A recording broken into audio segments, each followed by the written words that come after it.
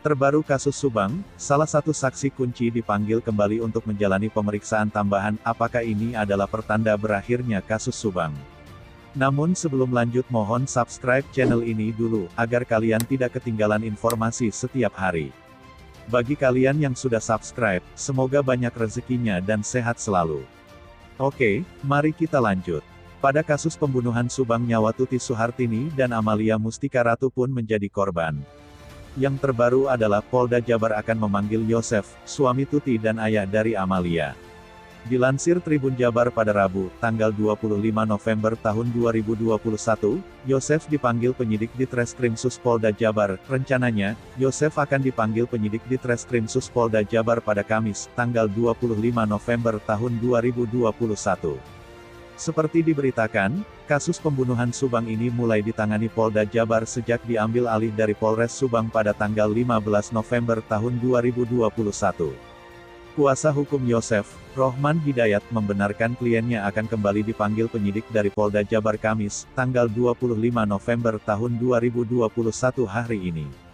Hari ini kami kembali mendapatkan undangan pemanggilan yang langsung suratnya dari Polda Jabar, ucap Rohman Hidayat.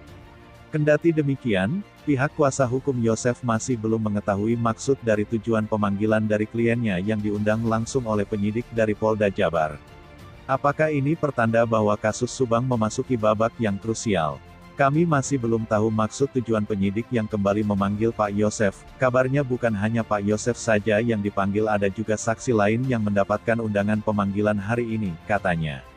Pihak kuasa hukum Yosef juga mengungkapkan bahwa saat ini pemanggilan dari kliennya langsung menggunakan surat atas nama Polda Jabar dan sudah tidak lagi mengatasnamakan Polres Subang. Dari suratnya langsung di Treskrimsus Polda Jabar, ya bukan lagi dari Polres Subang, sudah dipastikan penyidiknya juga dari Polda Jabar, ujar Rohman.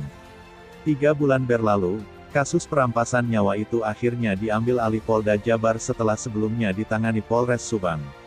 Merujuk pada temuan di TKP kasus Subang di awal penemuan mayat Amalia dan Tuti di bagasi Toyota Alphard, polisi meyakini pelaku perampasan nyawa Amalia dan Tuti orang dekat. Keyakinan polisi terkait pelaku orang dekat ini setidaknya didukung dengan 3 temuan di lokasi kejadian.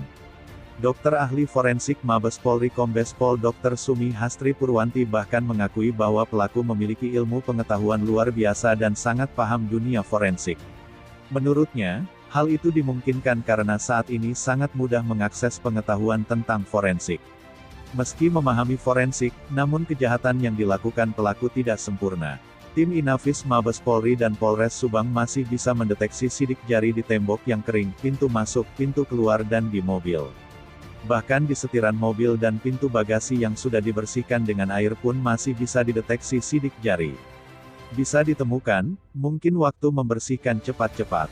Kemarin saya dapat sidik jari di sekitar mobil, di rumah juga, ujar Dr. Hastri dikutip Tribun Bali pada Rabu, tanggal 24 November tahun 2021 dari kanal YouTube Denny Darko yang tayang, Selasa, tanggal 23 November tahun 2021.